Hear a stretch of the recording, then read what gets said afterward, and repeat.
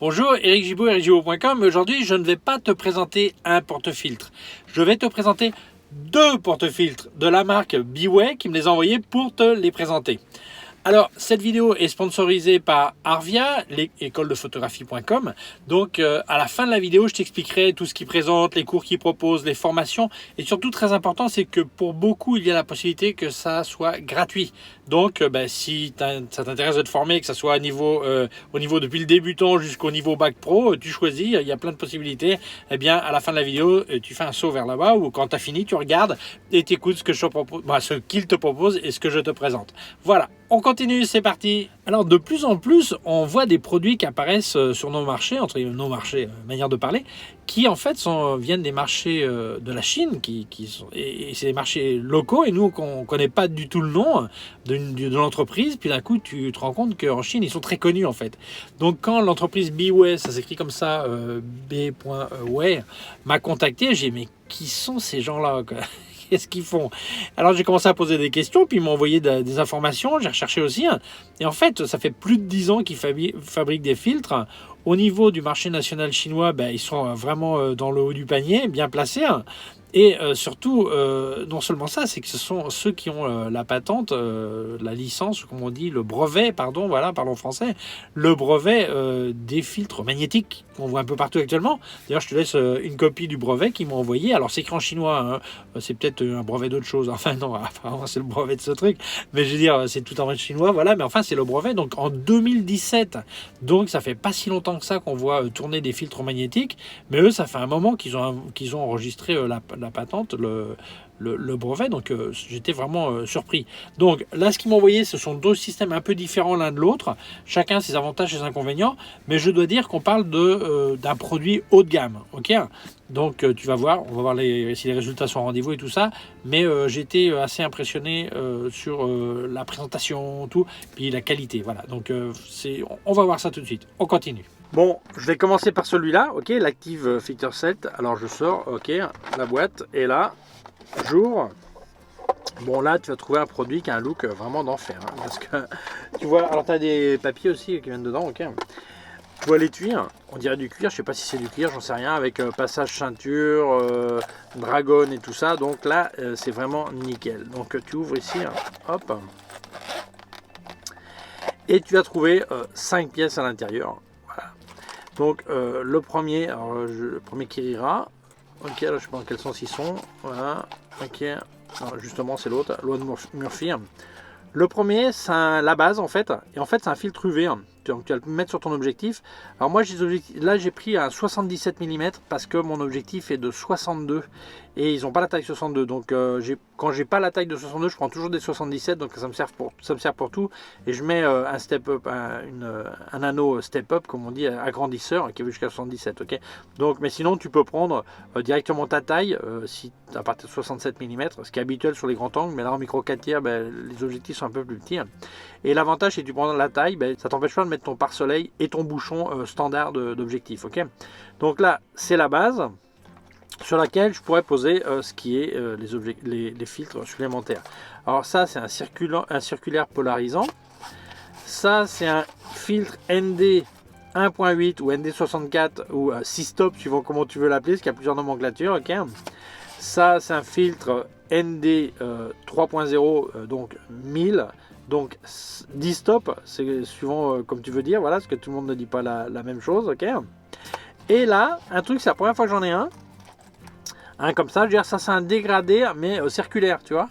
Donc ça me permet de faire le ciel et tout ça, couper la lumière là-dessus. Alors ça va depuis 0 stop jusqu'à 3 stop, ok. Voilà, c'est dégradé. Donc la présentation est vraiment nickel, on se rend vraiment compte du look, de la qualité. Alors un petit peu d'informations techniques sur le verre. Là ils utilisent sur le verre, sur le filtre, ils utilisent du verre allemand, ça s'appelle du B270, je sais pas ce que ça veut dire, ok, mais enfin c'est le nom de ce verre, ok. Le facteur de transmission est de 99%, c'est-à-dire que tu dis ah ouais mais attends, l'idée c'était pas de couper la lumière, bah oui mais ce qui passe 99% de ce qui est prévu, parce qu'il y a des fils qui t'annoncent un truc puis c'est pas le résultat, donc c'est nickel. Après c'est 16 couches, alors c'est protégé eau, rayures, poussière, trucs comme ça, huile et tout ça, donc voilà, un truc habituel. Et après, le cadre, il est en aluminium anodisé. Donc la qualité est vraiment bien, quoi. Ça ne va pas s'oxyder ni rien. Donc là, je pense que là, vraiment, la présentation, le look, là, le look c'est déjà un 10, ok. Mais la présentation, le produit a l'air vraiment excellent. Donc on va voir plus en détail. Alors comment fait-on? Ben, comme j'expliquais, tu vas prendre ton filtre de base, ok, voilà. Alors, voilà, si je ne me trompe pas, voilà, c'est celui. Alors c'est celui qui est une 10. Alors moi j'aurais peut-être quand même préféré qu'il n'ait pas de verre celui-là. Je préfère un anneau vide au cas où tu ne veux pas mettre autant de filtres, autant de bouts de verre, ok. Donc voilà, ça c'est la base. Et puis après tout simplement, hein, comme tous les objets, filtres magnétiques, tu places ce que tu veux. Là, je place le polarisant par exemple, bah, tu vois, okay, donc c'est aussi simple, hein, tu vois.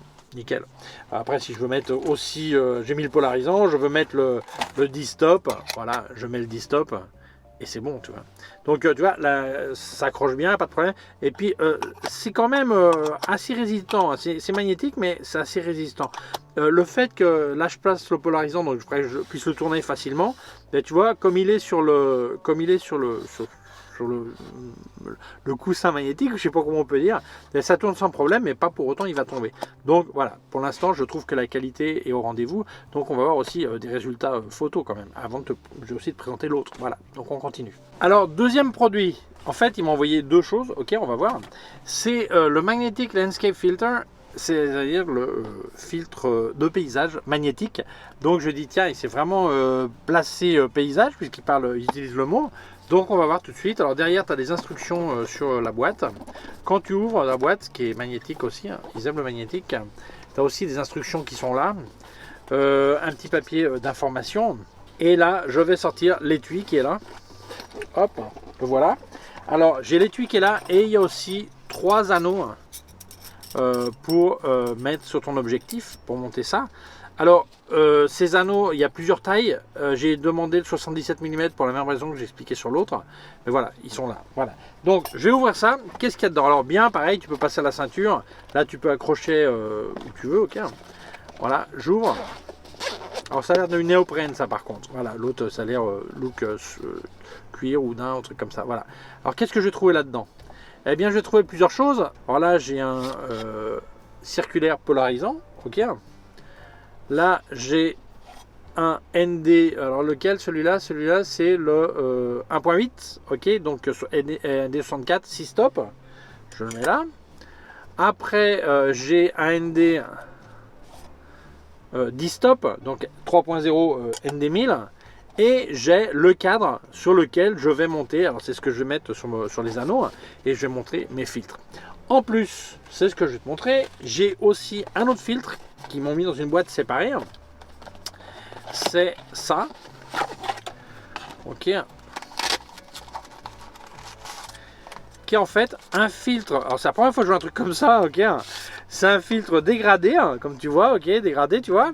Mais je vais pouvoir le bouger à l'intérieur. On va voir ça juste après. Donc ça c'est un 3 stop aux parties plus sombres, il semblerait. J'ai l'air que c'est un 3 stop. Et un clair en bas 0. Donc on va voir comment ça marche. On va regarder ça tout de suite. Voilà. Alors petit reproche. Alors deux petits reproches. Vu que c'est un produit haut de gamme, je trouve ça dommage que ils ne mettent pas un étui à la bonne taille pour se dégrader. Alors peut-être qu'après ils vont le faire, mais là celui-là c'est pas la bonne taille, donc ils te le mettent plié. Ok, ça me semble pas très logique. Et deuxièmement, le porte-filtre, l'étui est vraiment étroit. C'est-à-dire que tu as vu, j'ai un peu forcé pour les sortir, et je crois que c'est mauvais que tu risques de les toucher, mais surtout les salir. Et surtout parce que même s'il est solide contre la casse et tout ça, ça aurait été bien de pouvoir avoir la place de mettre ce petit filtre supplémentaire dégradé et aussi les anneaux dont tu peux avoir besoin. Ça serait logique d'avoir un seul truc pour tout, ne pas avoir tout ça qui est déjà plein et puis après les anneaux dans une autre poche et puis ceci dans une autre poche. Voilà, ça aurait été bien que ce soit tout ensemble. Voilà. Mais sinon, bon, la qualité de ce que j'ai vu, la partie filtre, ça me semble super bien. Par contre, le pochon, là, le petit truc de transport, je pense que ça, j'aurais pu faire un truc un peu mieux, quoi, quand même. Alors, comment ça s'installe? C'est tout simple. Tu prends l'anneau qui correspond à ce que tu vas utiliser. Alors moi je le monte sur mon setup, sur mon anneau d'adaptation. Voilà, il est monté. Je prends ma bague. Je mets, tu vois, si tu marques les textes. Et là tu vas mettre la bague en haut. Voilà. En haut, tu n'es pas obligé, mais tu vas voir pourquoi tu mets le point rouge en haut, hein, alors que tu peux le mettre où tu veux, hein, mais tu vas voir pourquoi. Okay. Donc voilà, c'est placé d'ailleurs, tu vois, ça tient sans problème. Alors ça m'a ouvert le zoom, tu vois, mais ça tient sans problème, c'est costaud. Voilà. Et à partir de ce moment-là, ben, simplement, tu vas placer les trucs magnétiques que tu veux, c'est aussi simple que ça. Alors, la grande différence avec autre chose que j'ai vu, c'est en fait ce filtre, tu vois, ce dégradé. Alors, tu vas voir ici, il y a deux petits trucs plus clairs ici, de chaque côté. Hein. Et là, tu as aussi deux marques. Eh bien, c'est des aimants en fait. Tu vas le placer là.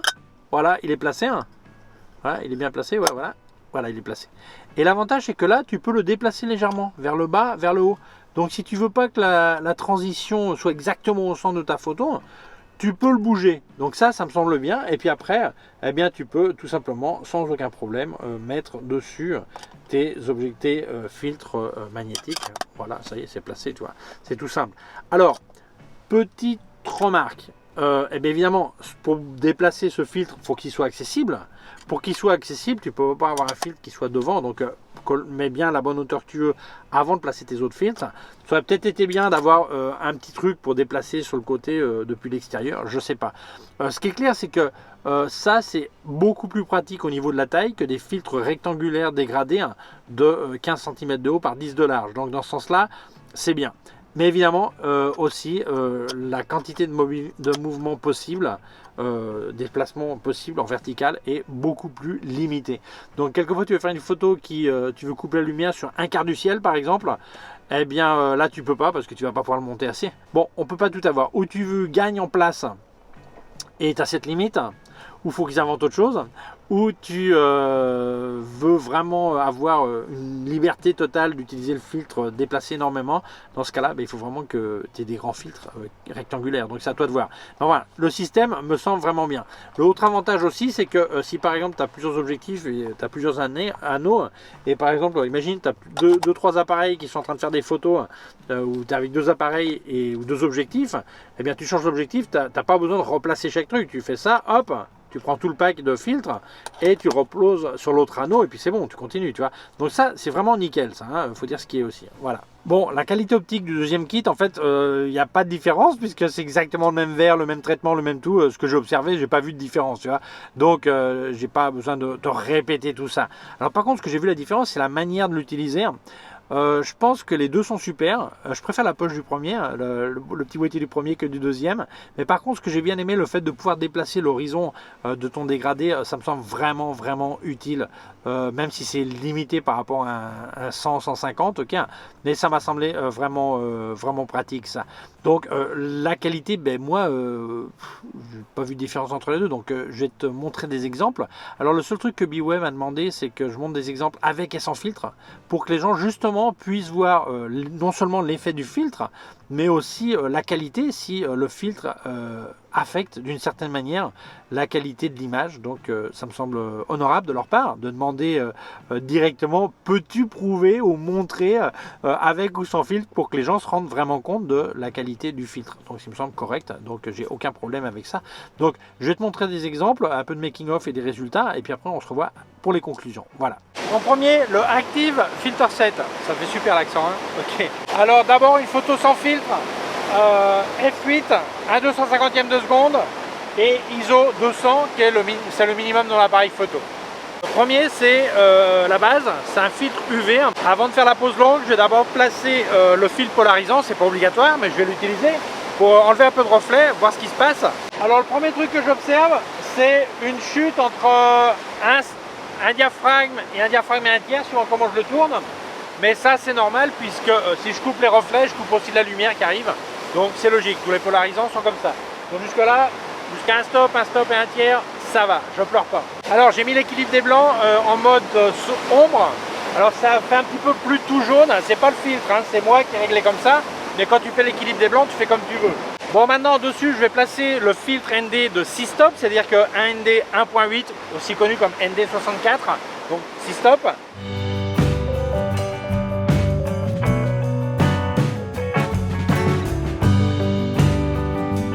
Alors maintenant, on va faire le test avec le ND1000, c'est-à-dire 10 stops, c'est-à-dire qu'il y a un 3.0, il y a plusieurs nomenclatures, ok, ils ne sont pas tous d'accord là-dessus, ok, donc voilà. Même exercice qu'avant, il faut que je descende de 4 stops, je pars compter devant toi, je vais te montrer, on va faire la photo, voilà. Alors, on pourrait évidemment mettre les deux filtres l'un sur l'autre, ça ferait 16 stops, c'est énorme, donc faut voir si tu en as besoin ou pas. À cette heure-là, j'en ai pas besoin, ok. Là par contre je vais faire une présentation de ce filtre supplémentaire qui est un dégradé pour couper la lumière du soleil parce qu'elle est là-haut et laisser la mer plus éclairée. Voilà, donc on va mettre ça, je vais le mettre sur le 10 stop et sur le polarisant. Voilà. Pour comparer, je vais virer le filtre pour que tu vois comment ça se passe au niveau du ciel. Ok.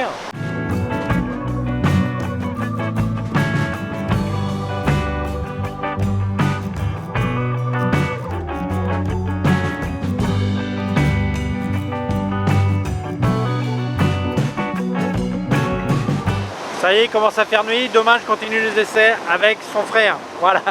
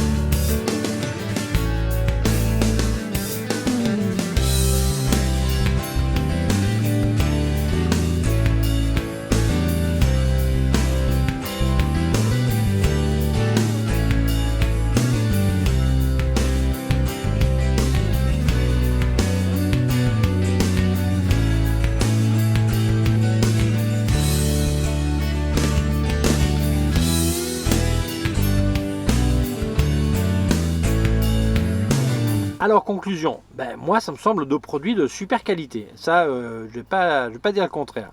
Alors les résultats optiques me semblent très bien, la qualité, le processus, tout ça, ça me semble très bien. Alors qu'est-ce que je préfère, le premier ou le deuxième? Eh bien le premier, ben, celui qui l'utilise peut-être de manière plus occasionnelle, c'est peut-être bien parce que tu laisses le filtre à la base, filtre UV mis, ça te protège ton objectif et puis en même temps tu places les filtres quand tu veux. Le deuxième m'a semblé beaucoup plus logique pour quelqu'un qui utilise plusieurs objectifs parce que tu peux déplacer le pack complètement d'un coup. Ça me semble vraiment bien ce truc, tu vois. Et le fois les gens ils font la photo de paysage et puis ils ont deux objectifs puis ils le changent, donc t'as pas à t'embêter à revisser machin tout ça, tu prends tout et tu le mets sur l'autre, voilà, donc ça m'a semblé très bien. Et deuxièmement j'ai bien aimé le fait que tu puisses déplacer un petit peu, alors c'est vrai c'est peu mais un petit peu quand même ça peut être utile, le dégradé. Alors c'est vrai que c'est un choix qui est difficile parce que tu veux moins d'espace dans ton sac, utiliser moins d'espace dans ton sac, donc tu prends pas des grands filtres, donc tu prends ça et en échange, ben, tu peux pas bouger tout ce que tu voudrais. Enfin bon, moi ça me semble très bien. Moi le deuxième m'a vraiment plu. Voilà. Alors petit reproche dans cette gamme de produits, eh ben, moi je pense qu'à ce niveau de gamme, il aurait fallu d'une part que le pochon soit exactement la bonne taille. Ok, donc ça c'est un truc, j'espère qu'ils vont corriger. Et puis c'est un petit peu dommage qu'ils aient pas mis au moins un petit chiffon microfibre qui est quand même pratique, même si je conseille toujours de souffler sur les filtres, c'est pratique de l'avoir aussi. Donc tu as pu l'inclure dans ces tarifs, ils peuvent inclure un petit chiffon. Et aussi que la boîte, celle-là, du deuxième kit, soit plus spacieuse. C'est vraiment les deux trucs que je reproche qui sont ridicules vis-à-vis du filtre, parce que l'important c'est le filtre en fait. C'est pas la boîte, il y a ce qu'il y a dans la boîte. Voilà. Donc voilà. Bon, nickel. Après, lequel je recommande? Ben, les deux, je les recommande. Après, chacun doit voir un petit peu, suivant ses finances, ses besoins. Est-ce qu'ils ont besoin vraiment d'un truc d'une aussi haute qualité? Ou au contraire, bah, ils disent, bah non, pour ce que je fais, c'est vraiment occasionnel, j'ai pas vraiment besoin de ça. Voilà. Donc, mais je te dis, si tu as vraiment envie d'un truc de top qualité, ça l'est. Voilà. Bon, après, chacun voit midi à sa porte, non, midi à son porte-monnaie. Voilà. Donc ce que j'ai vu, c'est complètement recommandable. Si ça t'intéresse, je te laisse des liens en description, les liens d'Amazon où tu peux les acheter. Voilà. Et donc, merci beaucoup à Biway de m'avoir envoyé ce matériel pour l'essayer. Merci de leur confiance sur mes critères, c'est-à-dire qu'ils me laissent dire ce que je veux. Voilà, c'est la traduction. Donc avant de partir, un petit coucou à notre sponsor Arvia, écoledephotographie.com. Je te rappelle qu'ils proposent des cours à distance pour se former à la photographie. Alors ça, c'est ouvert aussi bien aux débutants qu'à celui qui veut arriver jusqu'au niveau bac pro et tout ça. Il y a 4 formations. C'est la formation en ligne, mais dans des horaires adaptés, c'est quand tu veux en fait, puisque c'est complètement compatible avec ton travail. Il faut compter 10-13 heures par semaine à peu près. Et les correcteurs, ce sont des vrais photographes diplômés. Hein. C'est pas une machine qui te répond, voilà. Et d'ailleurs, tu fais les exercices et puis après, ils te contactent directement, tu contactes avec eux pour corriger, analyser ensemble ce que tu as fait. Donc ça me semble vraiment super. Et il y a déjà plusieurs personnes qui ont commenté sur la vidéo que j'avais fait sur la formation, qu'ils étaient dans cette école et qu'ils en étaient contents. Voilà. Donc au gros avantage aussi, si tu travailles pour une société française ou en France, tu as peut-être sans doute accès au CPF, c'est le compte personnel de formation. Dans ce cas-là, tu as la possibilité, faut que tu vois avec eux, mais d'avoir gratuitement cette formation. Donc ça vaut le coup, c'est-à-dire que beaucoup de gens ont la possibilité de se former gratuitement, mais pas forcément pour devenir professionnel, hein, en continuant à être amateur, ça c'est pas un problème.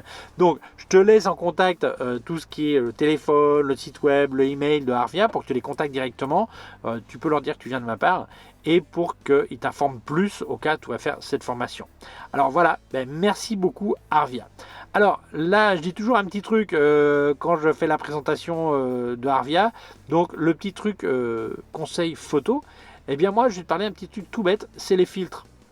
Puisqu'on vient de parler des filtres, et beaucoup de gens ont tendance à nettoyer les filtres comme si c'était des lunettes. Alors ils prennent un microfibre, ils frottent et tout, hein, et puis finalement eh bien ils rayent et tout ça. Donc prends l'habitude d'avoir une petite poire pour nettoyer, souffler avant dessus. C'est le petit truc offert par Arvia, notre sponsor, que je remercie. Alors merci à toi d'avoir vu la vidéo. Si tu penses que ça peut aider d'autres personnes, je t'invite à la partager sur les réseaux sociaux.